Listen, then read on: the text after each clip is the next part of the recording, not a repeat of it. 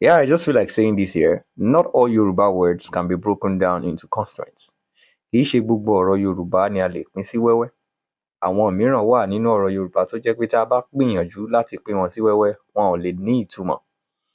We have words like Ayọ̀mídé. People will say Ayọ̀mídé, my joy has arrived.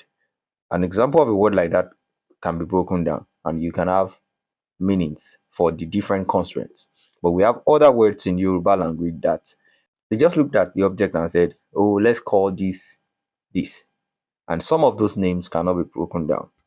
Also, we must know that not all English words have Yoruba words, because you don't expect people to have a name for what does not exist in their community. So let's not continue stressing ourselves unnecessarily looking for words to replace some words that we have in English. Well, many of our language professionals are doing well by creating new words for some of these words that we do not have a name or words to replace them in the Yoruba language. And kudos to them on that. We must know that not all Yoruba words can be broken down into pieces, into constraints to have their own meaning. And then not all words we have in English language have their Yoruba equivalent.